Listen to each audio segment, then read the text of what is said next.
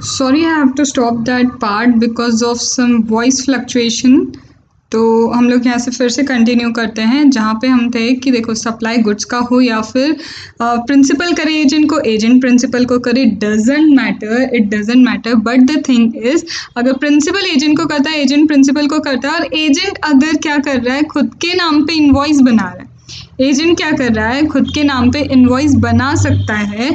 तो एजेंट कौन होता है? एजेंट वो होता है जो प्रिंसिपल के बिहाफ पे, किसी के बिहाफ पे क्या कर रहा है, सप्लाई कर रहा है या गुड्स रिसीव कर रहा है, सर्विस रिसीव कर रहा है, वो एजेंट होता है। एजेंट अगर क्या करता है, खुद के नाम पे इशू कर सकता है इनवॉइस।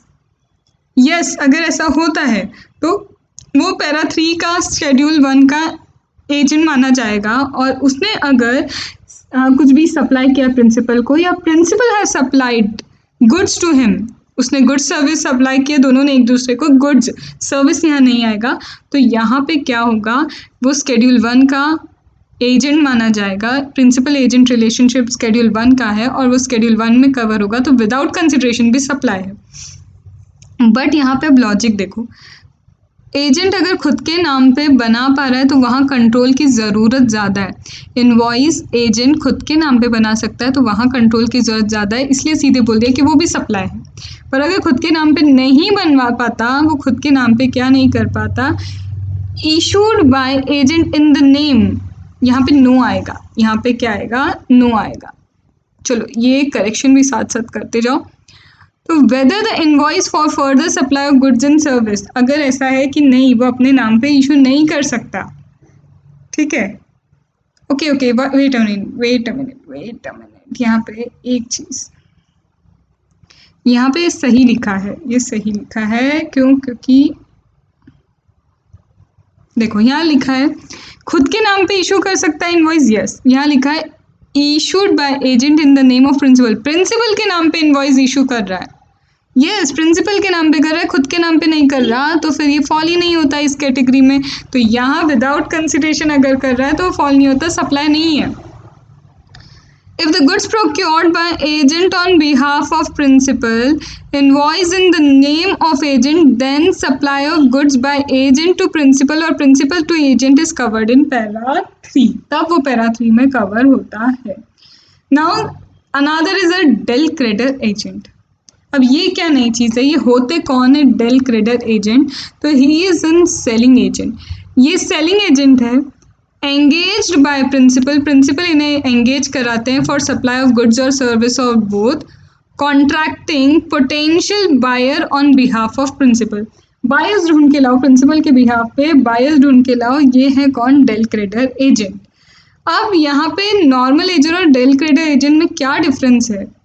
तो normal agent del creditor agent में डिफरेंस क्या है, guarantee payment to supplier.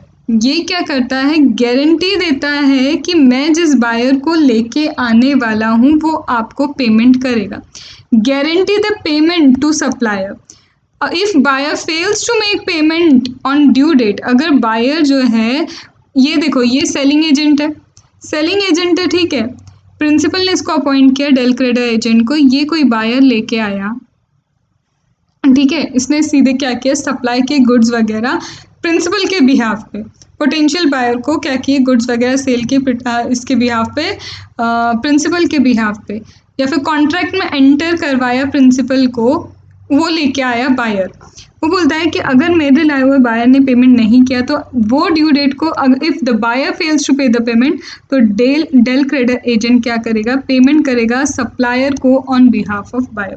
Buyer के बिहाफ पे ये डेल क्रेडिटर एजेंट क्या कर देगा, सप्लायर करेगा किसको, पेमेंट करेगा किसको, सप्लायर को।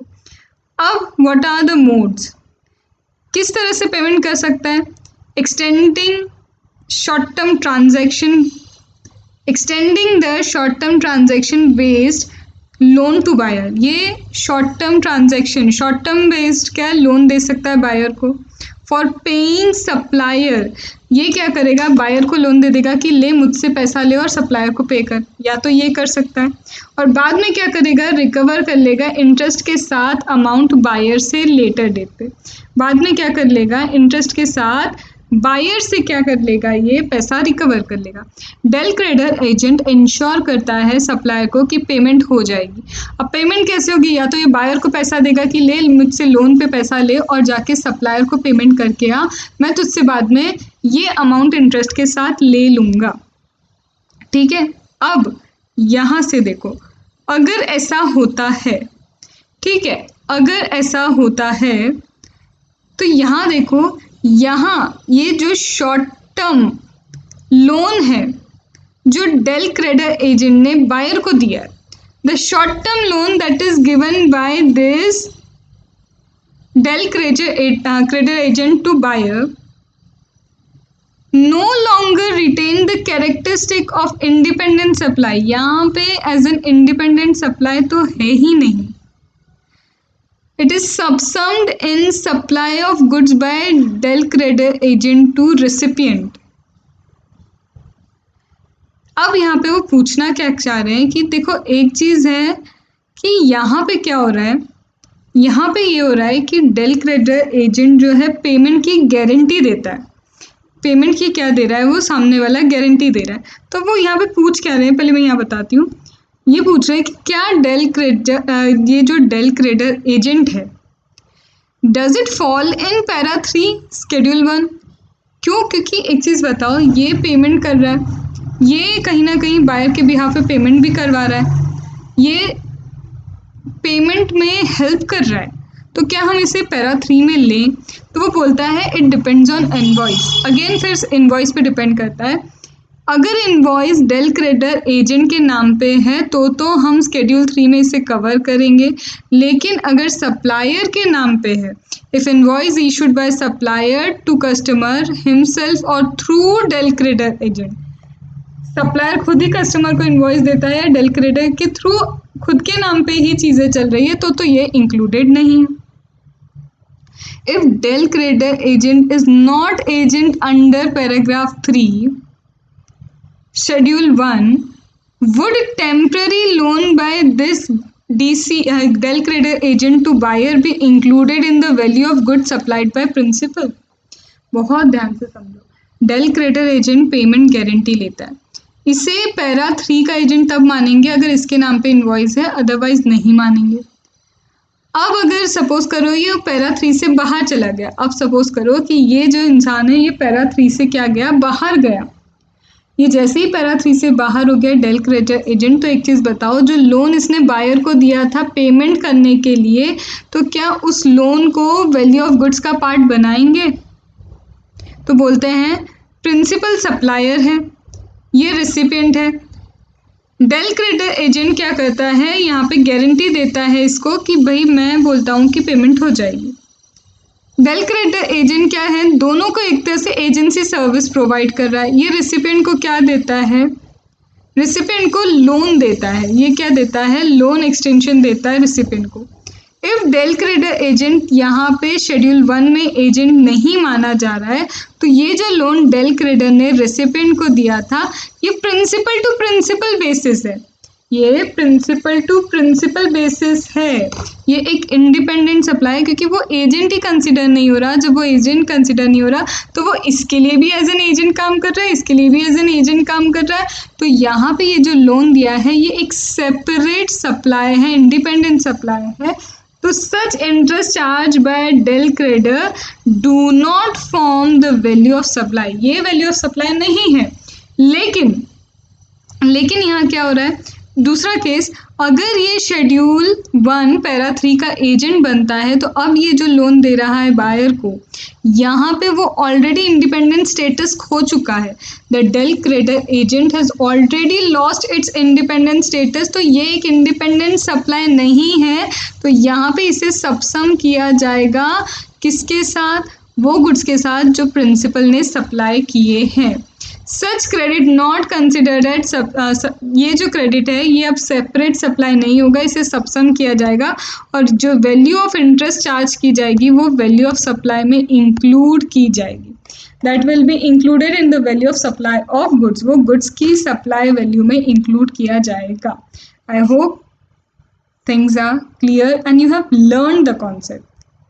डेल क्रेडिटर क्या देता है, श्योरिटी देता है पेमेंट की, लोन दिया उसने बायर को पेमेंट करने के लिए। अगर वो पैरा 3 में आता है तो फिर क्या है कि ये जो लोन दिया उसमें जो इंटरेस्ट की वैल्यू वो भी गुड्स के वैल्यू का पार्ट बन जाएगी, अदरवाइज नहीं बनेगी, क्योंकि वो इंडिपेंडेंट स्टेटस मेंटेन कर रहा है। वो क्या कर रहा है, इंडिपेंडेंट स्टेटस मेंटेन कर रहा है। फिर अब आते हैं हम 4th पैराग्राफ ऑफ शेड्यूल 1। अभी भी शेड्यूल 1 खत्म नहीं हुआ है। Now we are on 4th paragraph of what, 4th paragraph of schedule 1। यहाँ क्या बोलते हैं, अगर आपने सर्विसेज इंपोर्ट करवाई, अगर आपने क्या किया, सर्विस इंपोर्ट करवाई। सर्विस इंपोर्ट करने वाला कौन है, import of service by related person, import of service by related person from his establishment outside India.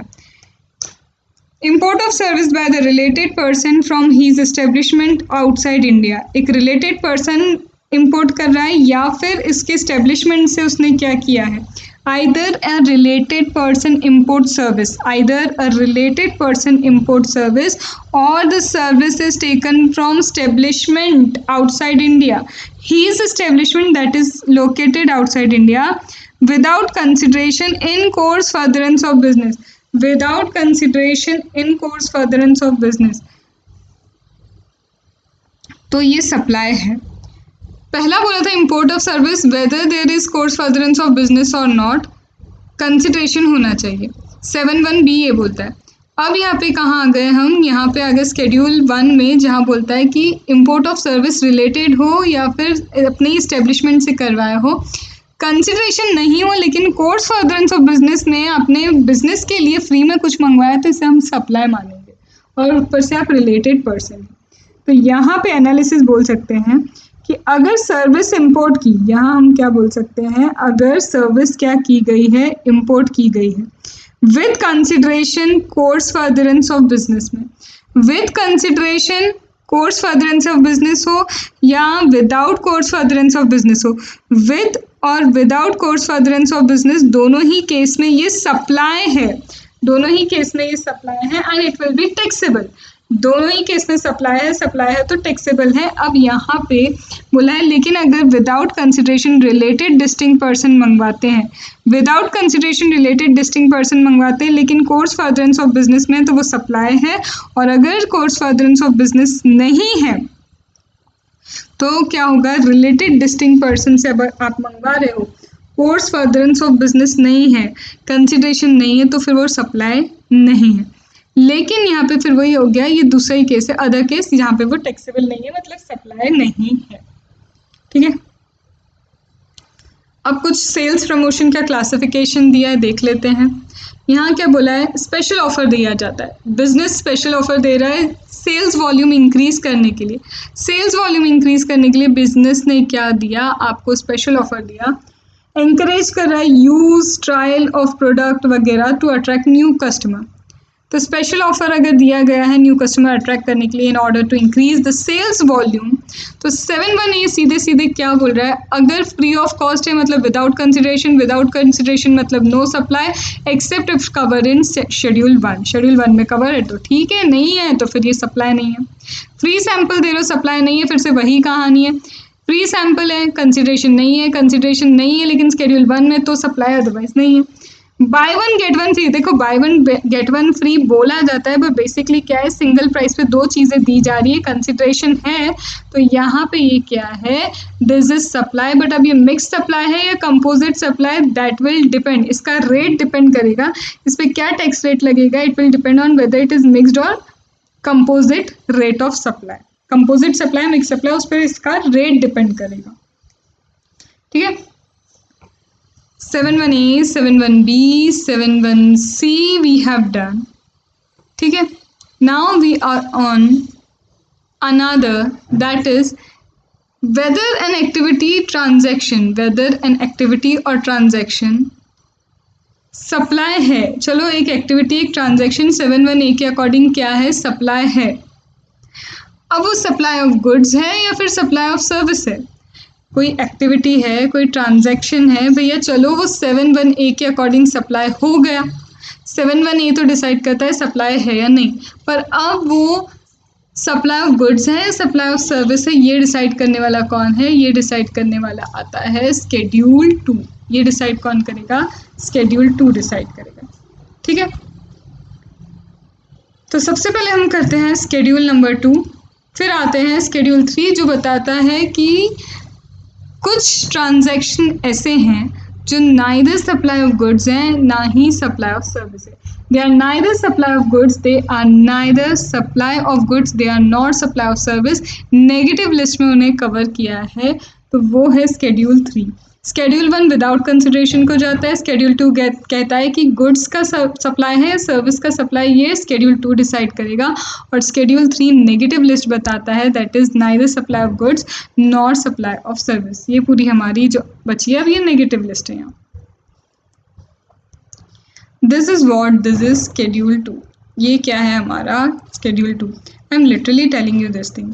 This charts that I have made have taken 2 days of mind. ऐसे नहीं बन रहे, बहुत मेहनत लगी है, बहुत मेहनत लगी है। और इतना इजी ड्राफ्ट करना was next to a tough task for me.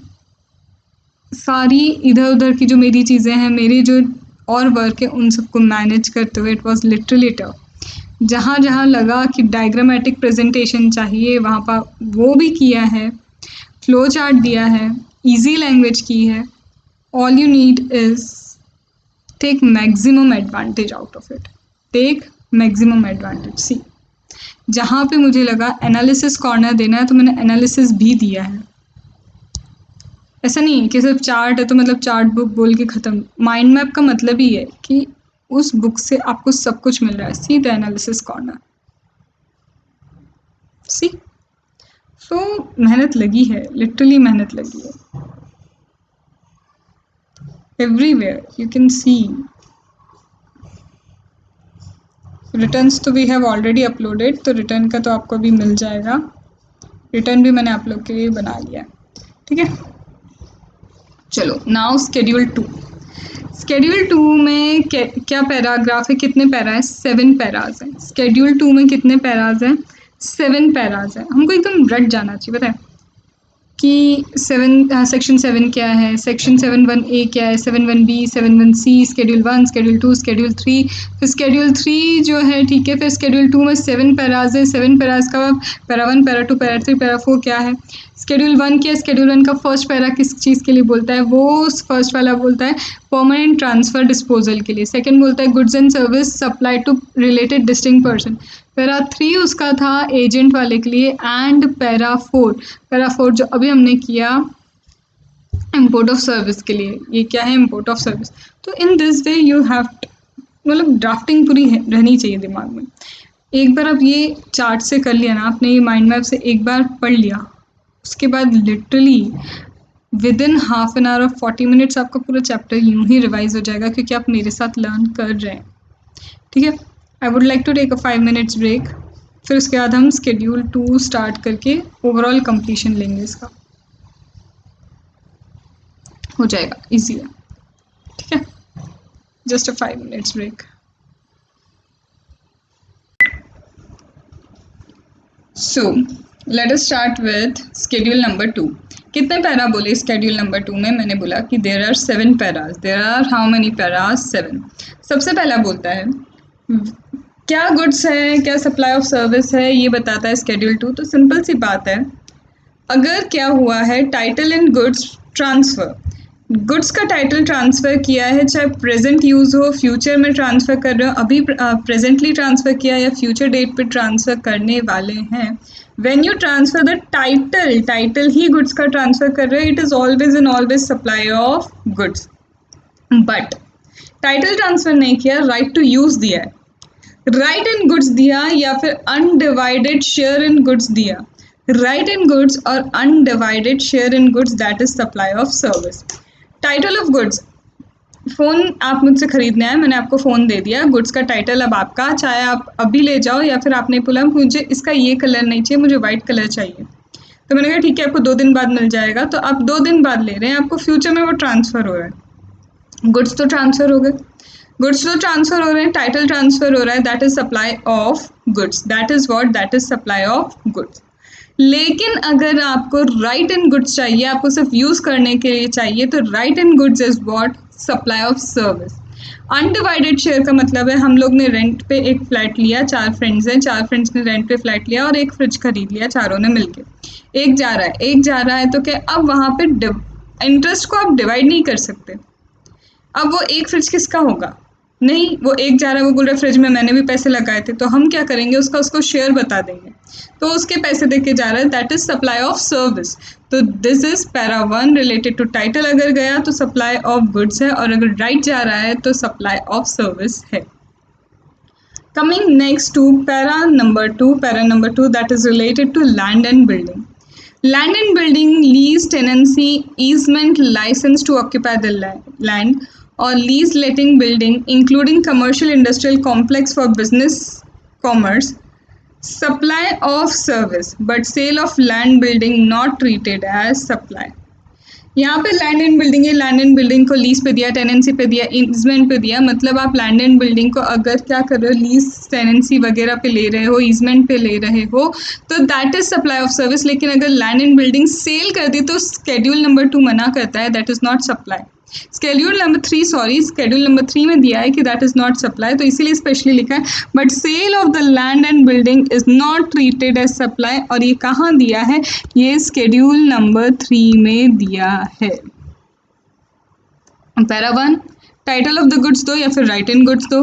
Para 2 land and building पे लीज वगैरह है, टेनेंसी लाइसेंस लिया या फिर आपने उसको यूज करने के लिए लिया, that is supply of service. Immovable property से रिलेटेड हमने ये 2 subsection, section 2 subsection 102, section 2 subsection 102 जो सर्विस से रिलेटेड डेफिनेशन है वही देख लिया था कि इमूवेबल प्रॉपर्टी से रिलेटेड चीज़ें सप्लाई ऑफ सर्विस में जाएंगी, तो वही हुआ। पैरा नंबर 2 ने उसे क्लियरली बोल दिया ये इमूवेबल प्रॉपर्टी से रिलेटेड है, right, and it is supply of service. फिर आता है थर्ड, अगर किसी गुड्स पे, किसी और के गुड्स पे ट्रीटमेंट या प्रोसेस करवा रहे हैं, मतलब जॉब वर्क हो गया, किसी और के गुड्स पे क्या कर रहे हैं, कोई भी ट्रीटमेंट प्रोसेस हो रहा है, that is always supply of service, that is always what, supply of service. फिर आते हैं हम किस पे, पैरा नंबर 4 पे। पैरा 4 किस चीज़ का है, आपने बिजनेस एसेट ट्रांसफर करी business asset permanent transfer of business asset with consideration और विदाउट कंसिडरेशन। स्केड्यूल 1 कहता है बिजनेस एसेट परमानेंटली ट्रांसफर करी अगर आपने विदाउट कंसिडरेशन, तो उसने वहाँ पे सप्लाई में ले लिया। तो इसका मतलब अगर आप बिजनेस एसेट क्या कर रहे हो, अगर आप बिजनेस एसेट परमानेंटली ट्रांसफर कर रहे हो विद कंसिडरेशन, तो भी वो सप्लाई। क्यों, क्योंकि section 7 subsection 1 clause A with consideration के ट्रांसफर्स को कवर कर लेता है, स्केड्यूल 1 ने विदाउट कंसिडरेशन को कवर कर लिया। वो बोल रहे कैसे भी ट्रांसफर करो, हमेशा क्या है, ये सप्लाई ऑफ गुड्स है। इसकी कैटेगरी क्या होगी, इसकी कैटेगरी होगी सप्लाई ऑफ गुड्स, ठीक है। फिर आते हैं हम किस पे, टेम्पररी ट्रांसफर पे। हम किस पे आते हैं, टेम्पररी। एक बार परमानेंट ट्रांसफर कर लिया, टेम्पररी ट्रांसफर किया आपने फॉर प्राइवेट यूज़ के लिए आपने क्या किया, लैपटॉप प्राइवेट यूज़ के लिए कुछ टाइम के लिए दे दिया, अपना लैपटॉप प्राइवेट यूज़ के लिए कुछ टाइम के लिए दे दिया, तो कंसिडरेशन हो या नहीं हो, it is supply of service. Temporary transfer will be supply of service and permanent transfer will be supply of goods. अगर बिजनेस एसेट है तो other person क्या है, person cease to be taxable person, now the person ceases to be the taxable person and the goods that are part of the business asset। अब क्या हुआ, person जो था पहले टैक्सेबल पर्सन था, अब वो टैक्सेबल नहीं रहा, तो जो गुड्स बिजनेस असेट का पार्ट थे, गुड्स एंड जो क्या है बिजनेस असेट का पार्ट थे, मान लिया जाएगा कि उनको सप्लाई किया है, लेकिन अगर एज अ गोइंग कंसर्न आपने ट्रांसफ़र किया है उन असेट्स को, बिजनेस को क्या किया है, गोइंग कंसर्न की तरह ट्रांसफ़र किया है, या फिर ये business carried by personal representative who is taxable person. एक टैक्सेबल पर्सन था जो अब टैक्सेबल नहीं रहा, तो गवर्नमेंट बोलती है कि अगर नहीं रहा ना, अब तुम टैक्सेबल नहीं रहे हो, तो अब ये जितना भी स्टॉक है हम मानते हैं तुमने सप्लाई किया है, मुझे टैक्स दे दो। लेकिन अगर तुम एज ए गोइंग कंसर्न इस बिजनेस को किसी और को ट्रांसफर कर रहे हो, मतलब आगे अब ये टैक्स भर देगा। या फिर कोई लीगल रिप्रेजेंटेटिव है, आप नहीं रहे, कोई लीगल रिप्रेजेंटेटिव है, वो इस बिजनेस को आगे चलाएगा, जो खुद एक टैक्सेबल पर्सन है, तो वो दे देगा। तो ये 2 केस उन्होंने बोला, इन केसेस में हम उससे सप्लाई नहीं मानते, अदरवाइज ये सप्लाई है। This has been given in para 4। Para 1 था किसके लिए? गुड्स के टाइटल के लिए। 2 था लैंड एंड बिल्डिंग के लिए। फिर 3 था ट्रीटमेंट एंड प्रोसेस के लिए। 4 था ट्रांसफर बिजनेस असेट का। आते हैं पैरा 5 पे। रेंट पे ली इमूवेबल प्रॉपर्टी। यहाँ पे रेंट पे क्या ली? Immovable property. ध्यान रखना पैरा नंबर 2 में लैंड एंड बिल्डिंग के लिए स्पेसिफिकली बोला है, और यहाँ पैरा 5 में पूरी इमूवेबल प्रॉपर्टी के लिए कहा गया है। तो अगर इमूवेबल प्रॉपर्टी आपने रेंट पे ली तो it is always supply of service. ये भी क्या है? सप्लाई ऑफ सर्विस है। तो इमूवेबल प्रॉपर्टी से related service supply of service ही कहलाती है। ठीक है, फिर आते हैं हम कंस्ट्रक्शन। कंस्ट्रक्शन किसका? Construction of complex building. Construction किसका? Construction of the complex, construction of building. Service intended for sale to buyer. Service is intended for the sales to buyer. Construction किसका किया? कंस्ट्रक्शन कॉम्प्लेक्स का किया, building का किया। यहाँ पे कंस्ट्रक्शन आप किसी कॉम्प्लेक्स या बिल्डिंग का कर रहे हो, जिसे अब आप क्या करोगे? पहले पूरा बनाओगे और फिर सेल करोगे। हम बना ही इसलिए रहे हैं ताकि उसे क्या करेंगे? सेल करेंगे। तो वैसे तो वो सप्लाई ऑफ सर्विस है, मैंने कंस्ट्रक्शन करवा के फिर उसे सेल करने के लिए रखा है। फ्लैट है तो आपने ऑलरेडी आके या तो ऑर्डर दे दिया कि अब ये फ्लैट मेरा, एडवांस दे दिया। तो हम सिर्फ क्या कर रहे हैं? कॉम्प्लेक्स या बिल्डिंग को कंस्ट्रक्ट करके दे रहे हैं, तो वो कंस्ट्रक्शन इज ऑलवेज सर्विस। लेकिन अगर consideration is received after completion certificate, लेकिन अगर यहाँ लिखा है entire consideration, if entire it is written over entire, अगर entire consideration after completion certificate मिला है, कंप्लीशन सर्टिफिकेट के बाद मुझे पूरा कंसिडरेशन मिल रहा है, या फिर फर्स्ट ऑक्यूपेंसी करने के बाद, after the first occupancy which ever is earlier, completion या फिर occupancy which ever is earlier, हम पहले ऑक्यूपाई कर चुके फिर कंसिडरेशन दे रहे हैं, या फिर पहले कंप्लीट हुआ फिर कंसिडरेशन दे रहे हैं, इन दोनों इवेंट में से जो भी पहले हो, तो यहाँ सप्लाई नहीं है। ये फिर यहाँ सप्लाई नहीं, ये तो सीधे बन गई बिल्डिंग, फिर आप बेच रहे हो, मतलब this is sale of building. ठीक है। Temporary transfer intellectual property right का हो, या फिर सॉफ्टवेयर रिलेटेड वर्क हो, या फिर agree to refrain an act, और transfer the right to use goods. Transfer the right to use goods use करने के लिए, दैट इज ऑलवेज सर्विस। ये सब चीज़ें क्या है? सर्विस है।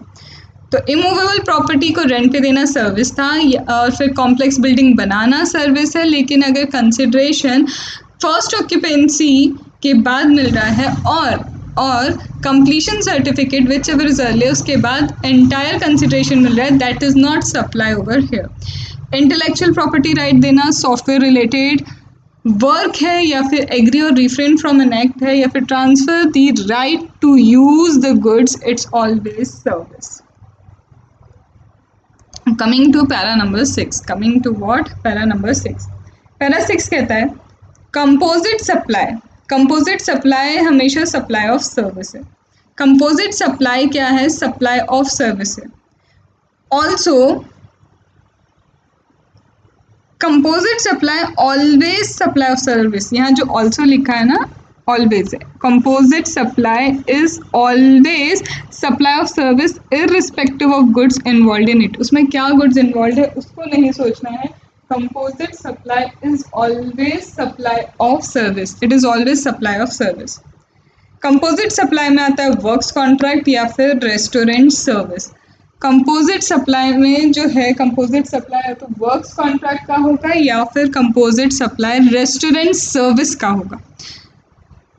वर्क्स कॉन्ट्रैक्ट मतलब जहाँ पे हम गुड्स भी देते हैं और काम भी करवाते हैं। ठीक है, तो बिल्ड करना, इंस्टॉल करना, मेंटेन कराना, construction, renovation, fabrication, improvement, alteration, modification, repair of immovable property. Works contract always relate to immovable property plus transfer of goods involve. यहाँ पे इमूवेबल प्रॉपर्टी से रिलेटेड ये चीज़ें और साथ में गुड्स ट्रांसफर हो रहा है, तो यहाँ पे ये कंपोजिट सप्लाई है, सप्लाई ऑफ सर्विस है। टैक्स लगेगा वर्क्स कॉन्ट्रैक्ट के रेट के अकॉर्डिंग। टैक्स क्या लगेगा? वर्क्स कॉन्ट्रैक्ट के रेट के अकॉर्डिंग। लेकिन अगर सर्विस और गुड्स इमूवेबल की जगह मूवेबल प्रॉपर्टी के लिए तो ये कंपोजिट है। लेकिन अगर सर्विस प्लस गुड्स जो दे रहे हैं, ये जो है सप्लाई ऑफ सर्विस और गुड्स मूवेबल प्रॉपर्टी के लिए है, तो यहाँ पे ये भी कंपोजिट है, लेकिन टैक्स रेट प्रिंसिपल रेट के अकॉर्डिंग लगेगा। यहाँ पे टैक्स रेट क्या लगेगा? प्रिंसिपल जो एक्टिविटी है उसके रेट के अकॉर्डिंग लगता है। It is just for knowledge point for you. अगर आप इमूवेबल प्रॉपर्टी और गुड्स को मिक्स कर रहे हैं तो आपको हमेशा वर्क्स कॉन्ट्रैक्ट के रेट से टैक्स देना होगा, लेकिन मूवेबल प्रॉपर्टी और गुड्स को मैच करें तो प्रिंसिपल आपको सप्लाई देखना होगा, उसके according you will tax it. Composite दोनों हैं, बट टैक्स रेट क्या होगा? यहाँ पे प्रिंसिपल रेट से होगा और यहाँ पे वर्क्स कॉन्ट्रैक्ट के रेट से। रेस्टोरेंट, कैटरिंग और supply of service where food और drink is supplied for consideration. Catering और any supply of service, catering और एनी सप्लाई ऑफ सर्विस जहाँ पे फूड और ड्रिंक सप्लाई किया जा रहा है for the consideration, that is again supply of service. खुद ही बोल ही रहा है, रेस्टोरेंट की सर्विस सप्लाई ऑफ सर्विस है, वर्क्स कॉन्ट्रैक्ट कंपोजिट सप्लाई, लेकिन सप्लाई ऑफ क्या आता है? Always supply of service. Movable और गुड्स अगर हो जाते हैं तो वो सप्लाई ऑफ सर्विस है, कंपोजिट है, लेकिन रेट प्रिंसिपल के अकॉर्डिंग लगेगा। वहीं वर्क्स कॉन्ट्रैक्ट में वर्क्स कॉन्ट्रैक्ट रेट के अकॉर्डिंग टैक्स लगता है। Para 7 unincorporated AOP BOI if transferred goods to members for consideration. Unincorporated AOP BOI transfers the goods. If it transfers goods to members for consideration, it is always supply of goods. अरे goods जा रहे तो सीधे supply of goods है, para 7 में लिखा। 6 composite supply की बात बोलता है, 6 कंपोजिट की बात बोलता है, 5 बोलता है इमूवेबल प्रॉपर्टी से रिलेटेड रेंट का, 4 बोलता है ट्रांसफ़र किया क्या बिजनेस असेट, चाहे परमानेंट करो, टेम्पररी करो या फिर cease person cease to be the taxable person. 3 treatment की बात करता है, 2 बात करता है लैंड बिल्डिंग की एंड 1 बात करता है transfer of title of goods और right to use the goods. अब फिर अब आते हैं CBIC clarification. CBIC clarified activity and transaction neither goods nor service। CBIC ने बताया कुछ ऐसी चीज़ें हैं, कुछ ऐसी एक्टिविटी है, ना तो वो सप्लाई ऑफ गुड्स है ना ही सप्लाई ऑफ सर्विस है। अब वो बोलते हैं इंटर स्टेट मूवमेंट हो रहा है। क्या हो रहा है? Inter state movement of various mode of conveyance. Various modes हैं ये कन्वेंस के अलग अलग मोड्स दिए हैं, इनका भी क्या होता है? इंटर स्टेट मूवमेंट हो रहा है। इंटर स्टेट मूवमेंट सामान लेके एक स्टेट से दूसरे स्टेट में जाते हैं। बिटवीन डिस्टिंक्ट पर्सन, महाराष्ट्र से इंदौर में ये ट्रक आता है सामान लेके साथ में, ठीक है, तो वो क्या बोल रहे हैं? डिस्टिंक्ट पर्सन के बीच में भी क्या है? इंटर स्टेट मूवमेंट होता है, और जहाँ ये कन्वेंसेस जो हैं मूव करते हैं एज एन इंटर स्टेट। इसमें ट्रेन हो सकता है, बस, truck, tanker, trailer, vessel, container, aircraft, कुछ भी हो सकता है। अब ये करेंगे क्या? इट कैरीज गुड्स और पैसेंजर और बोथ। हो सकता है इसमें गुड्स पैसेंजर हों, दोनों हों। हो सकता है ये रिपेयर मेंटेनेंस के लिए जा रहा हो, या फिर if movement for further supply, या फिर इसका खुद का फर्दर सप्लाई हो रहा है। ये खुद ही क्या है? सप्लाई हो चुके हैं, तो फर्दर सप्लाई के लिए जा रहे हैं। तो देखो, अगर ये गुड्स वगैरह लेके जा रहे हैं, पैसेंजर वगैरह लेके जा रहे हैं, तो इन पे कोई टैक्स नहीं लगेगा। It will neither be supply of goods nor be supply of services, no IGST। या फिर ये खुद अभी रिपेयर होने के लिए जा रहे हैं तो टैक्सेस नहीं लगेंगे, लेकिन खुद ये अगर फर्दर सप्लाई हो रहे हैं तब IGST लगेगा। सिमिलरली यहाँ पे बोला है rigs, tools, spares, all the goods on wheel. इसके साथ में इसके अंदर जो है कुछ स्पेयर पार्ट, टूल्स वगैरह सब रखे हैं। तो बोलते हैं कि देखो स्पेयर पार्ट, टूल्स वगैरह जा रहे हैं, अगर यहाँ पे ये फर्दर सप्लाई के लिए जा रहे हैं वो टूल्स वगैरह, तब तो क्या होगा? IGST लग जाएगा। पर अगर ये सिर्फ मूवमेंट है, फर्दर सप्लाई के लिए नहीं जा रहे हैं, तो यहाँ पे ना तो ये सप्लाई ऑफ गुड्स है ना ही supply of service, no IGST। लेकिन अगर इन पे रिपेयर होता है, रिपेयर चाहे उन कन्वेंसेस का हो या फिर उस पर रखे हुए रिग्स, टूल्स, इन सब का रिपेयर हो, तो ये जो रिपेयर हो कह रहे हैं, तो वो रिपेयर की जो अमाउंट है वो रिपेयर की अमाउंट पे CGST, SGST as the case में भी लग जाएगा। उस रिपेयर के अमाउंट पे जो भी होगा CGST, SGST वो लग जाएगा। ठीक है, एज द केस में भी। तो एक छोटा सा क्लैरिफिकेशन है, ये क्या है, क्लैरिफिकेशन है कुछ एक्टिविटीज़ के लिए। This is your schedule 2, this is what, this is schedule 2। फिर यहाँ पे क्या है, ये छोटे छोटे क्लैरिफिकेशंस हैं। अब ये क्या है, छोटे छोटे यहाँ पे क्लैरिफिकेशंस हैं, और साथ में ये है हमारे ओवरऑल जो स्टडी मटेरियल में दिया है वो सारे क्लैरिफिकेशन है। अभी आपका स्केड्यूल 3 छूटा है, negative list, composite and mix supply और नेगेटिव लिस्ट। फिर अपन ये क्लैरिफिकेशन ले लेते हैं। I hope things have been pretty much clear and now you would be really able to go through this charts very easily. ठीक है, I'm trying my level best, what I can give best to you. But अभी इतने ज़्यादा WhatsApp message वगैरह आते हैं, कई बार बहुत सारे स्टूडेंट्स के मुझसे स्किप हो जाते हैं मैसेज। सो अगर मैं नहीं रिप्लाई कर पा रही हूँ, या फिर यहाँ से हमारी तरफ से स्टडी मेड इजी की तरफ से या पर्सनल ट्यूटर की तरफ से जब भी रिप्लाई नहीं आ रहा है, तो it's just because now we are actually receiving lots of messages and actually many students have taken this charts and if you want you can also, number ये रहा, पेड है ऑब्वियसली, जिससे चाहिए उस पर कॉन्टैक्ट कर लेना। ठीक है, प्रोसीजर वगैरह सारे आपको मैसेज कर दिए जाएंगे कि कैसे लेना है, क्या करना है। But if you take, really benefit बहुत है। चलो अब आते हैं शेड्यूल 3। शेड्यूल 3 है, कहता है neither supply of goods nor supply of service, ना तो गुड्स ना ही सप्लाई ऑफ सर्विस। ना ही सप्लाई ऑफ गुड्स होगा, ना ही सप्लाई ऑफ क्या होगा, सर्विस होगा। ठीक है, पहले शेड्यूल 3 करते हैं। फिर ये छोटी सी चीज़ यही दी है कि एक्टिविटी ट्रांजैक्शन अगर central government, state government, local authority public authority की तरह करेगी, if they are engaged as a public authority, तो यहाँ पे क्या है, कुछ चीज़ें दी गई हैं कि अगर पब्लिक अथॉरिटी की तरह किया तो neither supply of goods nor supply of service रहेगा। ठीक है, फिर वही हमने यहाँ पे देख लिया, licence fee for alcoholic liquor का ग्रांट करने का जो है, ये भी हम अमेंडमेंट में करके आए। तो यहाँ पे वही बोला है, एक्टिविटी अगर central government, state government, local authority public authority की तरह करेगी, जैसे कुछ एग्जांपल्स दिए हैं, तो वो neither supply of goods nor supply of service रहेगा, वो एग्जेम्प्टेड रहेगा इन शॉर्ट।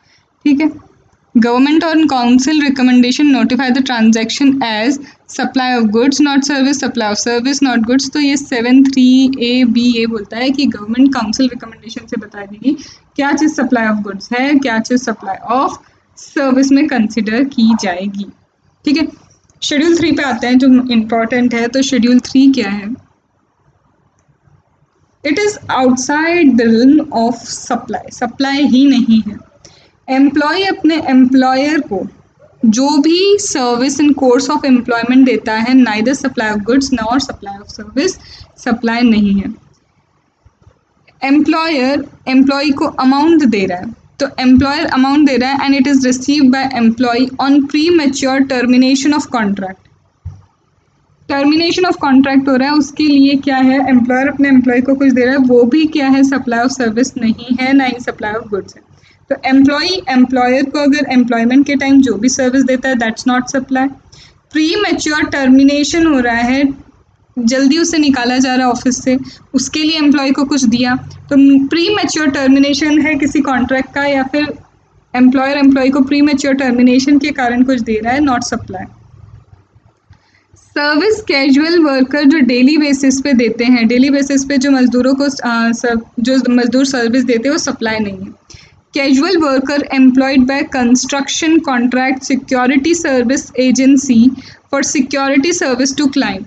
सिक्योरिटी सर्विस वाले जो सिक्योरिटी गार्ड वगैरह अपॉइंट करके देते हैं, तो ये जो वर्कर्स जो हैं, जो एम्प्लॉय किए गए हैं कंस्ट्रक्शन कॉन्ट्रैक्ट या सिक्योरिटी सर्विस एजेंसी के थ्रू, कंस्ट्रक्शन कॉन्ट्रैक्ट या सिक्योरिटी सर्विस एजेंसी के थ्रू, तो यहाँ पे क्या होगा, ये जो कैजुअल वर्कर्स हैं जो एम्प्लॉय किए गए हैं कंस्ट्रक्शन कॉन्ट्रैक्ट या सिक्योरिटी सर्विस एजेंसी के थ्रू, जो अपनी सर्विसेज दे रहे हैं, यहाँ ये भी क्या है, सप्लाई नहीं है।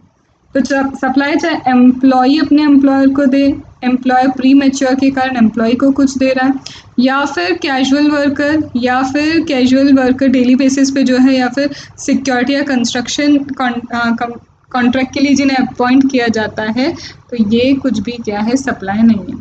फिर आता है सर्विस कोर्ट या tribunal establish under any law. Service by the court tribunal that is establish under any law is not supply. Court और ट्रिब्यूनल की सर्विसेज भी क्या है, यहाँ नहीं आएगी। एम्प्लॉय गया कोर्ट में, एम्प्लॉय कहाँ गया, एम्प्लॉय कैजुअल वर्कर्स को लेके सिक्योरिटी गार्ड को लेके जाता है कोर्ट में। एम्प्लॉय कहाँ गया, एम्प्लॉय गया, कैजुअल वर्कर गया, सिक्योरिटी गार्ड गया कहाँ पे, कोर्ट में, ट्रिब्यूनल के पास, और वहाँ पे क्या पता चलता है कि ये भी सप्लाई नहीं है। What about the fees charge by consumer dispute redressal commission. अब यहाँ एक क्लैरिफिकेशन था, ये जो कंज्यूमर डिस्प्यूट रिड्रेसल कमीशन है, ये जो फीस चार्ज करते हैं इनका क्या है, ये तो ना तो ट्रिब्यूनल है ना कोर्ट है, पर इन्हें पावर जो दी है, ये पावर तो दी गई है ना इन्हें। ये देखो, ये ट्रिब्यूनल नहीं है, ठीक है, but as not setup under, क्यों, क्योंकि ये आर्टिकल 323 बी के अकॉर्डिंग सेट नहीं होते, पर इनका कैरेक्टरिस्टिक तो ट्रिब्यूनल जैसा ही है, इसलिए इन्होंने भी कोई फीस चार्ज की तो कोई जीएसटी नहीं लगेगा, ठीक है। अब क्या हुआ, एम्प्लॉय कहाँ गए थे, कोर्ट में गए थे, लेकिन कोर्ट में काम नहीं बना तो सीधे कहाँ जाते हैं, मेंबर ऑफ पार्लियामेंट के पास, या स्टेट लेजिस्लेचर, या पंचायत, म्यूनिसिपैलिटी, लोकल अथॉरिटी के पास। इसका मतलब जो फंक्शन परफॉर्म कर रहा है, function perform by the member of parliament, panchayat, state legislative, municipality, local authority, holding a post in constitution, holding a post in constitution. तो ये भी क्या है, ये जो फंक्शंस परफॉर्म कर रहे हैं ये नॉट सप्लाई ऑफ सर्विस नहीं है। Duty by the director, chairperson, member in body established by central government, state government, local authority not deemed as employ. Director या चेयरपर्सन, डायरेक्टर चेयरपर्सन क्या है, डायरेक्टर चेयरपर्सन मेंबर ऐसी body में जो central, state government, local authority ने establish की है। Duty by the director, chairperson, member, duty by director, chairperson, member, duty by director, chairperson, member in the body established by central government, state government, local authority, in the body established by state government, central government, local authority is not deemed as employee। ये employee नहीं है। तो employee, casual workers, security वाले कहाँ जाते हैं, tribunal court में। Consumer redressal भी उनके जैसा ही निकला। फिर ये जाते हैं कि इनके पास members of state legislature, panchayat, municipality, local authority, उनके साथ साथ जब वहाँ गए तो फिर डायरेक्टर्स ने भी इनको ज्वाइन कर लिया, डायरेक्टर, चेयरपर्सन, मेंबर्स जो central, state government, local authority के स्टैब्लिश किए गए स्टैब्लिशमेंट जो हैं वहाँ पे हैं, तो उन्हें एम्प्लॉय नहीं कहा जाता। फिर ये सब देखा कि यहाँ तो कुछ नहीं होने वाला, तो कुछ लोगों ने सुसाइड कर ली, क्योंकि इनकी बात कहीं नहीं सुनी गई। मतलब funeral, burial include transportation of disease, funeral, burial include transportation of disease. तो जितना भी इनकी प्रॉपर्टी थी वो लोगों ने सेल कर दी, या फिर एक्शनेबल क्लेम वाले लेकर। Just a story to remember, यहाँ भी कोई एम्प्लॉय था, उसके साथ बहुत अच्छा अत्याचार हुआ, वो कोर्ट गया, रिड्रेसल कमीशन गया, कोई काम नहीं बना। फिर वो मेंबर्स के पास भी पहुँचा, मेंबर्स के वहाँ भी काम नहीं बना। इनफैक्ट डायरेक्टर्स वगैरह भी उनसे मिल गए थे, उन्होंने भी इसकी नहीं सुनी। तो इसको पास यही बचा, फ्यूनरल ब्यूरियल का रास्ता दिखा इसको। उसके पास जितनी भी बची कुछ लैंड थी, बिल्डिंग थी, सेल हो गई। और एक्शनेबल क्लेम में भी कई चीज़ें चली गई। Actionable claim other than lottery, betting and gambling, ठीक है। So this is what schedule 3, ये है आपका schedule 3। Now what I can say, supply अब ख़त्म हुआ है, अब जाके सप्लाई की डेफिनेशन ख़त्म हुई है। और ये क्या है फिर, ये सब सिर्फ एक तरह से मैं ये बता सकती हूँ, this are clarification, this are all what clarifications जो इशू किए गए हैं इंस्टीट्यूट की तरफ से, ये सारे वो क्लैरिफिकेशन है। तो करते हैं हम 15 minutes 20 minutes more overall chapter number first second, that is second for CA final, second for IPCC, November 2020 with amended mind maps will be over now, ठीक है। Let's take a 2 minutes break and we will start it up again. चलो तो अब आ जाते हैं हम थोड़े बहुत छोटे छोटे से क्लैरिफिकेशन वगैरह हैं, वेरियस सिचुएशन दे के रखिए। सबसे पहले taxability of tenancy right. Taxability of what? Taxability of tenancy right. यहाँ बोलते हैं देखो लैंडलॉर्ड, एज एन लैंडलॉर्ड क्या होता है, कई बार जब टेनेंट आपके प्लेस को वेकेंट नहीं करता तो आपको उसे क्या पे करना होता है? टेनेंसी प्रीमियम पे करना पड़ता है to get the property vacant. ये लैंडलॉर्ड है, ये देखो ये लैंडलॉर्ड पे कर रहा है, किसको पे कर रहा है? ये पे कर रहा है टेनेंट को कि भैया खाली कर दे मेरी जगह। या फिर क्या होता है, कई बार जब लैंडलॉर्ड किसी टेनेंट को अपनी प्रॉपर्टी एज इन रेंट देता है तो यहाँ पे ही acquires the tenancy right. Tenant क्या कर रहा है? टेनेंसी राइट एक्वायर कर रहा है और उसके बदले में पे क्या कर रहा है? पगड़ी पे कर रहा है, that is payment of tenancy premium. अब ये पे कर रहा है, ठीक है। तो यहाँ पे भी क्या हो रहा है? टेनेंसी प्रीमियम का एक्सचेंज हो रहा है। एक सिचुएशन में लैंडलॉर्ड देता है, एक सिचुएशन में टेनेंट भी क्या करता है? टेनेंसी प्रीमियम दे रहा है। आगे चल के देखें तो टेनेंट के पास एक ऑप्शन है, वो सेल कर सकता है इस टेनेंसी राइट को। ये सेल कर सकता है tenancy right of the property और शेयर करेगा, उसमें से जो भी उसको मिल रहा है वो शेयर करेगा ओनर के साथ as per the tenancy agreement. तो यहाँ पे ये जितना भी ट्रांसफ़र वगैरह हो रहा है तो वो पूछते हैं कि क्या ये सप्लाई है, तो हम जानते हैं हाँ भाई ये टेनेंसी राइट ट्रांसफ़र जो हो रहा है, टेनेंसी राइट का transfer against the tenancy premium. ये जो ये सिचुएशन 1, सिचुएशन 2, सिचुएशन 3, यहाँ पे ये जो टेनेंसी राइट्स ट्रांसफ़र हो रहे हैं with tenancy premium, but obvious ये सप्लाई है, कहाँ से पता चला? लीजिंग और renting under para 2 schedule 2। Para 2 schedule 2 में जो हमने पढ़ा है, कहाँ पढ़ा है मैम? अभी तक तो हमें ऐसे याद नहीं है कि यहाँ कुछ पढ़ा हो हमने। रुको तो एक बार दिखा देते हैं। ये याद है लैंड एंड बिल्डिंग टेनेंसी वगैरह। तो यहाँ पे वही बोला है कि अगर आप ऐसा करते हैं तो यस ये सप्लाई ऑफ सर्विस है, सप्लाई ऑफ सर्विस है। In fact any stamp duty, registration charges levied on such transfer of tenancy right. अगर कोई टेनेंसी इस टेनेंसी राइट पे स्टैम्प ड्यूटी या रजिस्ट्रेशन चार्जेस भी लेवी हुए तो उस पर भी IGST लगेगा, सॉरी उस पर भी GST लगेगा, उस पर भी क्या लगेगा? GST लगेगा। लेकिन हाँ अगर ये जो टेनेंसी राइट है रेसिडेंशियल प्रॉपर्टी के लिए, रेसिडेंशियल के लिए, तो उसको एग्जेम्प्ट करके रखा है एग्जेम्पशन नोटिफिकेशन में, that has been exempted in what? Exemption notification. ठीक है। फिर सेकेंड आते हैं हम, एक और बोला है कि प्रायोरिटी सेक्टर लेंडिंग सर्टिफिकेट। ये जो प्रायोरिटी सेक्टर लेंडिंग सर्टिफिकेट है ये kind of goods, these are in the nature of goods, ये सिक्योरिटी नहीं है और इसको फ्रीली ट्रेड किया जा सकता है। इन्हें क्या है? फ्रीली ट्रेड किया जा सकता है। ठीक है। तो वो बोलते हैं there is no exemption in GST on its trading, इसकी ट्रेडिंग पे कोई एग्जेम्पशन वगैरह नहीं दिया गया है। तो ये जो प्रायोरिटी सेक्टर लेंडिंग सर्टिफिकेट है, इसका अगर आपको मेरा वीडियो देखना है तो अमेंडमेंट का एक वीडियो है जिसमें मैंने इसे बहुत अच्छे से समझाया था कि ये कौन सी फील्ड में यूज़ होता है, क्या होता है। तो ये देखो सिक्योरिटी नहीं है पर काइंड ऑफ एक सर्टिफिकेट है जिसे फ्रीली ट्रेड किया जा सकता है और बैंकिंग सेक्टर में ये ट्रेड होता है। तो जब इसे ये लोग फ्रीली ट्रेड कर सकते हैं, इस पर कोई एग्जेम्पशन वगैरह नहीं दिया GST में, तो ऑब्वियसली ये टैक्सेबल है एंड टैक्सेबल है एज अ गुड। ये टैक्सेबल है and taxable as a good है, इस पर GST पे करना होता है, ITC अवेलेबल होता है to bank who by the certificate. ठीक है।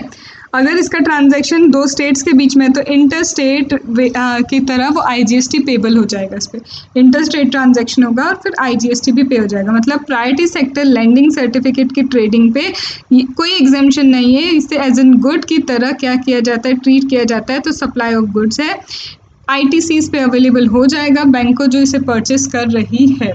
ठीक है। फिर आते हैं joint venture. Joint venture is an unincorporated temporary association. Joint venture बनता ही क्यों है कि जैसे ही आपका जो भी पर्पस है वो पर्पस फुलफिल हो जाएगा ना, तो वो पर्पस फुलफिल होते से ही ये जॉइंट वेंचर ख़त्म हो जाएगा। ठीक है। ये लिमिटेड पर्पस के लिए होता है। ये क्या होता है? लिमिटेड पर्पस के लिए होता है। तो यहाँ पे बोल रहे हैं अगर ये जो जॉइंट वेंचर है, ये जो जॉइंट वेंचर है, इस जॉइंट वेंचर ने क्या किया? यहाँ पे raised by. So whether cash calls in joint venture is merely transaction in money.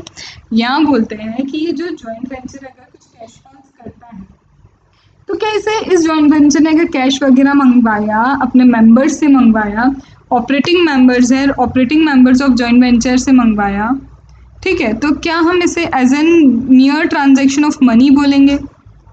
And ये बोलेंगे it is not in the nature of consideration for taxable service. ये सिर्फ ये क्या है, मियर ट्रांजैक्शन इन मनी है, ये कोई कंसिडरेशन नहीं है, ऐसा बोलेंगे। तो यहाँ पे क्या होगा, तो वो बोलते हैं कि टैक्सेबिलिटी ऑफ दिस सर्विस, यहाँ पे जब जॉइंट वेंचर पैसा मंगवाता है तो ये टैक्सेबल है या नहीं, ये ट्रांजैक्शन इन मनी है या नहीं, मियर ट्रांजैक्शन ऑफ मनी है या नहीं, ये डिपेंड करेगा on the terms of joint venture. This will what depend on the terms of joint venture. अगर ये कैश कॉल रेस किए किसने, ऑपरेटिंग मेंबर ने, ऑन अदर मेंबर, एक ऑपरेटिंग मेंबर दूसरे मेंबर से ये कैश कॉल रेज कर रहा है in proportion to participating interest in joint venture, in joint venture में पार्टिसिपेट करने के लिए कैश कॉल जनरेट कर रहा है, मंगवा रहा है to meet the expenditure of operation. सिर्फ जो जॉइंट वेंचर का काम चलता है उसके एक्सपेंसेस मीट आउट करने के लिए भी कैश कॉल हो सकते हैं। एक ऑपरेटिंग मेंबर दूसरे मेंबर से उसके इंटरेस्ट जितना वो वहाँ से प्रॉफिट लेता है उसके प्रपोर्शन में उससे कॉस्ट भी मंगवा ली। कुछ काम हुआ वहाँ पे जॉइंट वेंचर में, कुछ काम हुआ, खर्चा लगा, तो खर्चा जो लगा उसके लिए क्या किया, वो जो खर्चा लगा उसके लिए उसने क्या किया, जितने प्रोपोर्शन में आप प्रॉफिट लेते हो उस प्रोपोर्शन में आपसे वो कॉस्ट भी मंगवा सकता है, तो ये भी एक तरह का कैश कॉल है। तो बोलते हैं कि कोई चीज़ ट्रांजैक्शन इन मनी है या ट्रांजैक्शन इन मनी नहीं है, that will be decided on the terms of joint venture. Joint venture agreement में जो लिखा है उसके बेसिस पे डिसाइड होगा। अगर कैपिटल कंट्रीब्यूशन मंगवाया गया है मेंबर्स के थ्रू तो ये इस पे जीएसटी नहीं लगेगा, that is actually transaction in money, it is not activity for consideration. Capital contribution अगर आप मंगवा रहे हैं, जैसे 4 मेंबर्स हैं जॉइंट वेंचर के इंक्लूडिंग ऑपरेटिंग मेंबर, हर कोई 100 रुपये मिला रहा है अपने अपने पार्ट के, 400 रुपये इकट्ठे हुए और कैपिटल इकट्ठे होते सी मशीन खरीद ली। तो ये क्या, कोई चीज़ खरीदने के लिए पैसा मंगवाया, पैसा मंगा के वो चीज़ खरीद ली, कैपिटल कंट्रीब्यूशन है, that is not considered to be supply. वो सप्लाई नहीं है, वो ट्रांजैक्शन इन मनी ही है। लेकिन अगर फिर से 4 लोगों से पैसा मंगवाया जिसमें ऑपरेटिंग मेंबर भी है, 400 रुपये इकट्ठे हो गए। अब ऑपरेटिंग मेंबर के पास खुद के पास एक मशीन पड़ी थी, उसके पास खुद की एक मशीन पड़ी हुई थी, उसने वो मशीन लाके जॉइंट वेंचर को दे दी। तो यहाँ उसने क्या किया, कैपिटल कंट्रीब्यूशन इकट्ठा नहीं किया, यहाँ सप्लाई हुआ है। यहाँ पे क्या हुआ है, यहाँ पे सप्लाई हुआ है। तो यहाँ पे operating member use own machine, तो यहाँ पे खुद की मशीन प्रोवाइड करके मेंबर्स के लिए काम कर रहा है, तो ये सप्लाई है, ये सप्लाई है और सप्लाई ऑफ सर्विस है। तो यहाँ समझो कैपिटल कंट्रीब्यूशन इकट्ठा करना जॉइंट वेंचर में इज नॉट सप्लाई, वो मियर ट्रांजैक्शन इन मनी है। पर आप कैपिटल कंट्रीब्यूशन इकट्ठा कर रहे हो और खुद की ही आप पैसा मंगवा रहे हो and that is not capital contribution. आप जो मेंबर्स को सर्विस दे रहे हो, सर्विस के बदले में कुछ पैसा ले रहे हो, तो वो क्या है, वो सप्लाई है एंड अकॉर्डिंगली टैक्सेबल है। ठीक है, तो यहाँ पे because there operating member recover cost apportion, यहाँ पे क्या किया, इस ऑपरेटिंग मेंबर ने मशीन की कॉस्ट रिकवर कर ली और service from other joint venture in participation interest, और यहाँ पे दूसरे मेंबर्स से सर्विस भी ले रहा है और उनके बदले उसको अपनी मशीन से सर्विसेज भी दे रहा है। तो यहाँ पे सप्लाई है बेटा, यहाँ पे क्या है, यहाँ पे सप्लाई है। I hope the things are clear. Joint venture depend on agreement.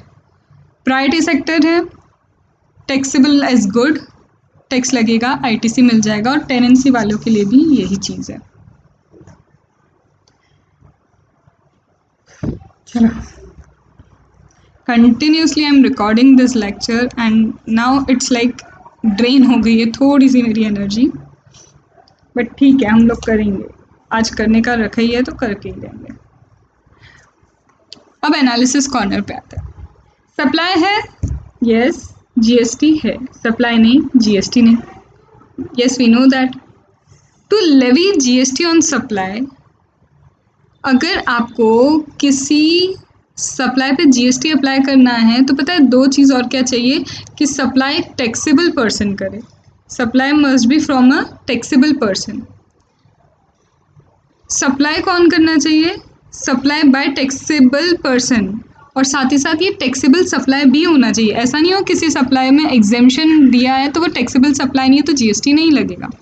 तो सप्लाई जीएसटी लगाना है। सप्लाई है, ओके सप्लाई है, लेकिन सप्लाई होने के बाद भी जीएसटी अप्लाई करने के लिए दो चीज़ें देखो, that supply must be from a taxable person and it should be a taxable supply. ठीक है, तो अगर सप्लाई टैक्सेबल पर्सन ने किसी टैक्सेबल पर्सन को किया हो या फिर नॉन टैक्सेबल पर्सन को, किसी टैक्सेबल पर्सन को करो या नॉन टैक्सेबल पर्सन को करो, that doesn't matter, that doesn't matter. Restriction सिर्फ taxable person, supplier taxable person होना चाहिए, उसके ऊपर है। रेसिपिएंट चाहे टैक्सेबल हो नॉन टैक्सेबल हो फर्क नहीं पड़ता। किसी ऐसे पर्सन को दिया जो रजिस्टर्ड है या लाइबल टू रजिस्टर्ड है, कोई फर्क नहीं पड़ता, बस सप्लायर क्या होना चाहिए, सप्लायर रजिस्टर्ड पर्सन होना चाहिए, सप्लायर होना चाहिए रजिस्टर्ड। और रजिस्टर्ड का ये मीनिंग दिया है, टैक्सेबल पर्सन का सॉरी ये मीनिंग दिया है कि टैक्सेबल पर्सन जो रजिस्टर्ड है या लाइबल टू गेट रजिस्टर्ड है। तो टैक्सेबल पर्सन जो या तो रजिस्टर्ड या लाइबल टू रजिस्टर्ड है, उसने अगर सप्लाई किया टैक्स लग जाएगा। टैक्सेबल पर्सन का यहाँ टैक्सेबल पर्सन का मीनिंग दिया है। ठीक है, अब ये रजिस्टर्ड पर्सन किसी को भी सप्लाई करे, टैक्सेबल नॉन टैक्सेबल को, that doesn't matter. Now taxability of cost petroleum. Taxability of what? Cost petroleum. Petroleum taken by contractor to recover the cost, production sharing contract. अब क्या होता है यहाँ पे देखो, कॉस्ट पेट्रोलियम मतलब क्या? कॉस्ट पेट्रोलियम का मतलब होता है petroleum that is taken by contractor. जो कॉन्ट्रैक्टर है, कॉन्ट्रैक्टर क्या करता है, पेट्रोल की जो खदानें उसने ली हैं उससे पेट्रोल अगर निकलता है तो पेट्रोल को बेच के अपनी कॉस्ट रिकवर करता है। उस पेट्रोल को बेच के जो उसने कॉस्ट लगाई है वो रिकवर करता है, दैट इज कॉस्ट पेट्रोलियम। अब क्या होता है, एक कॉन्ट्रैक्ट होता है प्रोडक्शन शेयरिंग कॉन्ट्रैक्ट, जो गवर्नमेंट एंड कॉन्ट्रैक्टर के बीच में होता है। गवर्नमेंट और कॉन्ट्रैक्टर क्या करते हैं, एंटर करते हैं into the production sharing contract. Production sharing contract में कौन एंटर कर रहा है? गवर्नमेंट एंड कॉन्ट्रैक्टर एंटर कर रहे हैं। गवर्नमेंट क्यों एंटर कर रही है? Because government has given the right to contract for exploration, sale and production. Government इसको राइट देती है कॉन्ट्रैक्टर को कि आप एक्सप्लोर करो, उससे सेल करो, प्रोडक्शन करो, आप यूज़ करो वो चीज़ें। और कॉन्ट्रैक्टर उस कॉन्ट्रैक्ट में एंटर करता है, रिस्क लेता है कि वो खुद एक्सप्लोर करेगा, प्रोडक्शन करेगा, डेवलपमेंट कॉस्ट पूरी वो लगाएगा। अब उस जगह पे पेट्रोल निकले नहीं निकले, रिस्क किसकी? हमारे कॉन्ट्रैक्टर की। उस जगह पे पेट्रोल निकलेगा नहीं निकलेगा, इसकी रिस्क पूरी कॉन्ट्रैक्टर की है। अगर कॉन्ट्रैक्टर सक्सीड हो गया, पेट्रोल निकल गया, he will recover all the cost from sale of the petrol. वो रिकवर कर जाएगा। सक्सेसफुल हो गया उस खदान पे, उस जगह पे, उस माइन में अगर पेट्रोल निकल गया तो वो पेट्रोल सेल करके अपनी कॉस्ट रिकवर कर जाएगा। तो क्या गवर्नमेंट ने यहाँ right, government has supplied right, ठीक है, उसने गवर्नमेंट ने राइट दिया, पर क्या ये सप्लाई है? तो एक चीज़ बताओ, कॉन्ट्रैक्टर गवर्नमेंट को कुछ नहीं दे रहा है, कॉन्ट्रैक्टर गवर्नमेंट को कुछ नहीं दे रहा है, बिकॉज ये contractor is not giving any consideration. यहाँ गवर्नमेंट को कोई कंसिडरेशन नहीं दे रहा है कॉन्ट्रैक्टर कि मैं आपके लिए कुछ काम कर रहा हूँ या फिर आपके लिए काम करके मैं अपनी चीज़ें, अपना काम निकाल रहा हूँ। नहीं, कॉन्ट्रैक्टर क्या कर रहा है, जितना पेट्रोलियम निकला उसमें से अपनी कॉस्ट को निकालेगा। जितना भी पेट्रोल क्या है, जितना भी पेट्रोल की वैल्यू निकल रही है उसमें से अपनी कॉस्ट निकालेगा, और ये जो प्रॉफिट है, ये जो प्रॉफिट है, इस प्रॉफिट को वो गवर्नमेंट से शेयर करेगा। ये शेयर करेगा किससे? गवर्नमेंट से शेयर करेगा। तो गवर्नमेंट का शेयर इसके प्रॉफिट में होगा as consideration by the contractor, और ये एज अ कंसिडरेशन होगा कॉन्ट्रैक्टर का to the central government for grant of licence. यहाँ पे वो बोल रहे हैं देखो, एक्चुअल में वो गवर्नमेंट को कुछ प्रोवाइड नहीं कर रहा है, गवर्नमेंट ने तो उसको राइट दे दिया कि हाँ भैया तुम यूज़ करो, वहाँ वो राइट है, वहाँ वो राइट है। पर यहाँ पे क्या हो रहा है, पहले वो पेट्रोल निकालेगा, उसमें से उसका कॉस्ट निकालेगा, अब जो प्रॉफिट बचा है वो एज अ कंसिडरेशन वो गवर्नमेंट को दे देगा, उसमें शेयर। और यहाँ पे क्या है, जीएसटी ने इस चीज़ को, ये जो शेयर मिल रहा है इसको एग्जेम्प्ट कर रखा है, इस पर टैक्स नहीं लगेगा। ये एग्जाम किया है, ये टैक्स नहीं लगेगा। और ये जो कॉस्ट पेट्रोल की बात कर रहे हैं यहाँ पे क्या लिखा है, टैक्सेबिलिटी ऑफ कॉस्ट पेट्रोल, ये जो भैया वो रिकवर कर रहा है कॉस्ट पेट्रोल, इसकी टैक्सेबिलिटी की बात हो रही है। गवर्नमेंट को जो शेयर गया उसको तो ऑलरेडी एग्जाम कर दिया, सप्लाई है लेकिन एग्जाम कर दिया, लेकिन बात हो रही है कॉस्ट पेट्रोल की। तो कॉस्ट पेट्रोल कोई कंसिडरेशन नहीं है जो कॉन्ट्रैक्टर को मिल रहा है, वो तो बेचारा अपनी ही कॉस्ट को रिकवर कर रहा है। It is not a consideration receive by contractor, ये कोई उसको कंसिडरेशन रिसीव नहीं हुआ है, गवर्नमेंट ने उसको कुछ कंसिडरेशन नहीं दे दिया है, ये तो वो खुद अपनी क्या कर रहा है, कॉस्ट रिकवर कर रहा है। तो ये टैक्सेबल नहीं है because contractor carry exploration product for himself not for government, खुद के लिए किया, गवर्नमेंट के लिए किया, और रिस्क लेने के बाद जो कॉस्ट लगाई उसी को रिकवर कर रहा है ये। तो यहाँ पे इसे कोई भी GST नहीं देना होगा, यहाँ पे ये टैक्सेबल नहीं है। गवर्नमेंट को जो गया वो तो एग्जाम कर लिया, और इसका जो कॉस्ट पेट्रोल ये रिकवर कर रहा है उसको टैक्सेबिलिटी पे नहीं लाना है, क्योंकि वो तो ऑलरेडी कॉस्ट लगा के उसको रिकवर कर रहा है। तो दैट इज़ नॉट, और उसने गवर्नमेंट ने उसको कोई कंसिडरेशन नहीं दिया है, वो तो गवर्नमेंट के साथ कॉन्ट्रैक्ट कर रहा था, सक्सेसफुल हुआ तो मिल जाएगा उसको कुछ, नहीं तो उसकी कॉस्ट भी गई। ठीक है, चलो अब आते हैं financial service. Financial service bank, financial institution, lending, borrowing, money का से रिलेटेड ये जो चीज़ें हैं, बैंक के फाइनेंशियल इंस्टीट्यूशन क्या करते हैं, मनी को बोरो करवाते हैं, आपको लेंड करते हैं, इन्वेस्टमेंट होता है मनी में, अदर रिलेटेड सर्विस, जितनी भी सर्विस है, this are all transactions in money, ये सारे क्या हैं, this are all transaction in money. Yes, lending करना, बोरोविंग करना, इन्वेस्टमेंट करना, ये सब ट्रांजैक्शन इन मनी है, चाहे चेक हो, ड्राफ्ट हो, प्रॉमिसरी नोट हो, and this are not covered in the definition of goods and service. सही बात है, ये गुड्स एंड सर्विस की डेफिनेशन में इंक्लूड नहीं है। Also include transaction in commercial paper, certificate of deposit, letter of credit, और यहाँ पे commercial paper, deposit certificate, letter of credit, ये सब भी इंक्लूड होते हैं। लेकिन हाँ, ये सारे ट्रांजेक्शन इन मनी है, एग्रीड, इस पर GST नहीं आएगा, लेकिन सेपरेट कंसिडरेशन चार्ज किया है तो GST लगेगा, अदरवाइज नहीं लगेगा। इसी तरह सिक्योरिटी की बात कर लो, सिक्योरिटी गुड सर्विस नहीं है, लेकिन सिक्योरिटी के फैसिलिटेशन के लिए, अरेंजमेंट के लिए अगर आपने कुछ भी अरेंज वगैरह किया है तो वो सर्विस है, दैट इज सर्विस, और उस पर आपको GST पे करना होगा। अब बोलते हैं सिक्योरिटी भी गुड सर्विस नहीं है, लेकिन अगर डेरिवेटिव है, डेरिवेटिव सिक्योरिटी में कवर्ड है, अगर कवर्ड है यस, तो फिर क्या होगा, सिक्योरिटी में अगर डेरिवेटिव कवर्ड है तो मनी एंड सिक्योरिटी ना तो गुड्स ना सर्विस, लाइबल टू GST है, नो। फ्यूचर कॉन्ट्रैक्ट डेरिवेटिव कई नेचर के होते हैं, यस, तो इन पे भी GST नहीं लगेगा, क्योंकि डेरिवेटिव सिक्योरिटी में आते हैं और सिक्योरिटी में आते हैं तो GST नहीं लगता। फॉरवर्ड कॉन्ट्रैक्ट है, forward contract settlement through actual delivery of commodity, forward contract क्या है, यहाँ पे settlement takes place through actual delivery of commodity और करेंसी, यहाँ एक्चुअल डिलीवरी होती है तो सप्लाई है, GST है।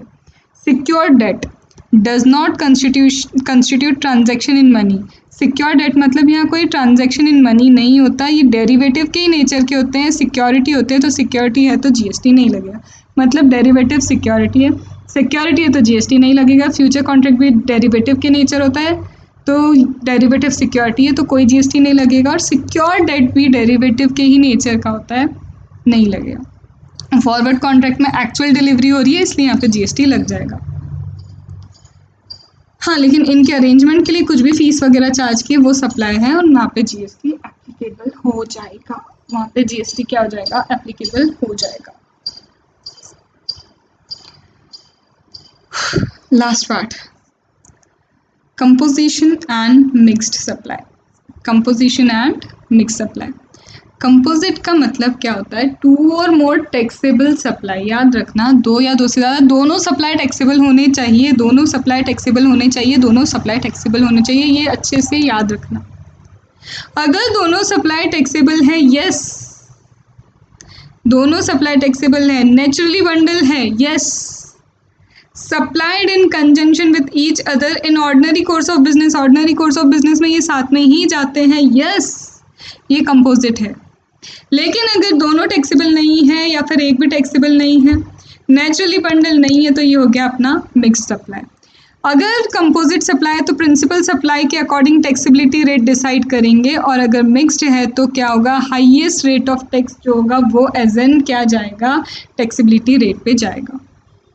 तो यहाँ पे अब कैसे डिसाइड करें भैया नेचुरली बंडल्ड है या नहीं। How do I identify the service are bundled in ordinary course of business, भाई सब पूछ रहे हैं।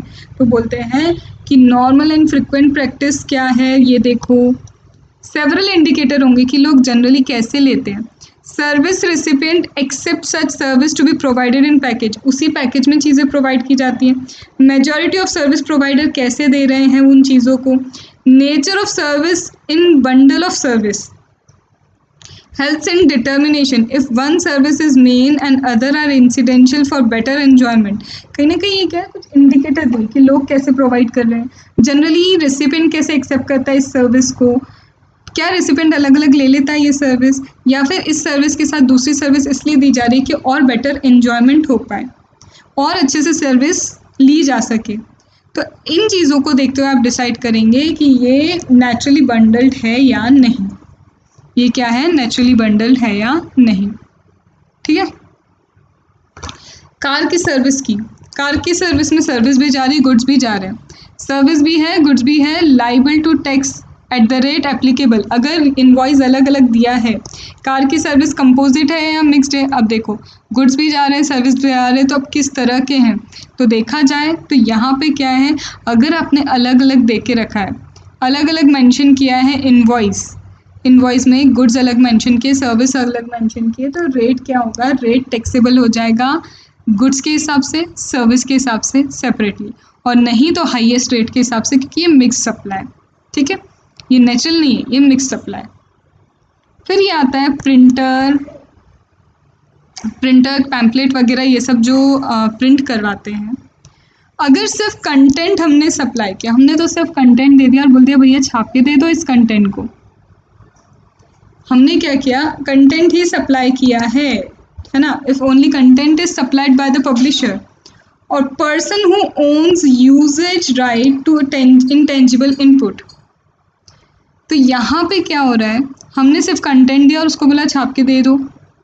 हमने पब्लिशर जो एज एन पब्लिशर की बात करें, सॉरी, तो पब्लिशर ने क्या है, कंटेंट दे दिया कि ये लो कंटेंट, और मुझे ये कंटेंट क्या करना है, हम किसी बुक पब्लिशर को दे देते कि ये मेरा कंटेंट है, आप क्या करो, इस कंटेंट के बेसिस पे मुझे ये छाप के तुम बेचो, करो जो भी करना है करो, और इसके राइट्स मेरे पास ही रहेंगे, इसके राइट्स मेरे पास ही रहेंगे। तो यहाँ पे क्या है, physical input including the paper provider by printer. यहाँ पे पेपर भले ही उसने प्रोवाइड किए, प्रिंटर वाले ने पेपर प्रोवाइड करे, पर देखा जाए तो ये क्या है, प्रिंसिपल सप्लाई तो सप्लाई ऑफ सर्विस है, वो पेपर नहीं प्रोवाइड कर रहा है, एक्चुअल में कंटेंट छाप के दे रहा है वो। तो कंटेंट छाप के दे रहा है, पेपर हमें नहीं चाहिए, हमें तो कंटेंट छपा हुआ चाहिए, तो वो कंटेंट जो छपा हुआ हम ले रहे हैं उससे, that is supply of service, कि भाई प्रिंटिंग करके दे। लेकिन इसकी जगह हम उसको बोलते हैं कि लेटर हेड, हमको बस ये नाम चाहिए, सामान वगैरह जो है, इफ़ प्रिंटेड एनवलप है, कार्ड है, प्रिंटेड बॉक्स वगैरह है, ये सब प्रिंटर अपनी तरफ से देता है, मतलब हमने कुछ ऐसे डिमांड नहीं किए, उसके ही लेटर हेड है, उसके ही प्रिंटर है, सब कुछ वो बॉक्स वगैरह वही देता है, including the paper two print, paper क्या प्रिंट होगा वो भी उसका है, सारी चीज़ें, हर चीज़ उसकी है। हमने एक लोगो बनवाया, हमने पैकिंग के लिए क्या है, कस्टमर के लिए हमने जो गुड्स बेचते हैं उसकी पैकिंग के लिए हम लोगो बनवाते हैं, हमारे जो पेपर्स रहते हैं, पॉली बैग्स हैं, उस पर हमारा लोगो बना रहता है। तो मेन चीज़ क्या है, वहाँ पे हम ये जो बॉक्सेस वगैरह ले रहे हैं, उससे दर्जनों बॉक्सेस ले रहे हैं, वो सारा सामान लेके बस हमारा लोगो लगा के दे देता है हमको, वो सप्लाई ऑफ सर्विस नहीं, वो सारी चीज़ें हमको दे रहा है, that is supply of goods. Ancillary क्या है, यहाँ पे मेन क्या है, हमें वो बैग चाहिए, मेन क्या है, हमें वो बैग चाहिए। पर यहाँ क्या है, यहाँ जब बुक्स वगैरह पब्लिश हो रही है तो वहाँ हमें पेज नहीं चाहिए, हमें वो कंटेंट लिखा हुआ चाहिए। तो जहाँ कंटेंट लिखा हुआ चाहिए वहाँ प्रिंसिपल सप्लाई सर्विस, और यहाँ पे प्रिंसिपल सप्लाई ऑफ गुड्स है। फिर retreading of tyres, predominant element is process of retreading. Rubber use for retreading is an ancillary supply, supply of retreading tire where old tire belong to supply of retired tire, supply of goods। सीधी बात ये बोली हमारा क्या है, tyre वगैरह है, पुराने tyre को ही सही करके दे देना इज सप्लाई ऑफ सर्विस। लेकिन यही टायर्स जो पुराने टायर्स को बेच देते हैं, पुराने टायर्स वगैरह हैं, इनको बेच देना, that is supply of goods. मतलब ये बहुत सिंपल सा छोटा सा चीज़ है, कोई बहुत ज़्यादा खास नहीं है।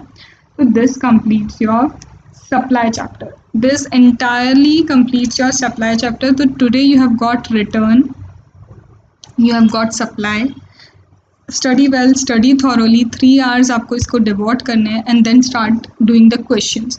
3 आवर में 2 chapter I think more than sufficient होते हैं। 2 hours सप्लाई का, 1 hour फॉर योर रिटर्न, खुद से करने जाओगे 5-6 घंटे से कम नहीं लगाओगे, डू इट ओके। और इतना पूरा लिखा हुआ है, चार्ट्स चाहिए तो दिस इज़ द नंबर, ये रहा नंबर, व्हाट्सअप करो, DT IDT कस्टम, इसका सारे चार्ट्स हैं, ठीक है। तो contact on this number, WhatsApp only, ठीक है। तो study well, do well, be positive, okay, चलो बाय।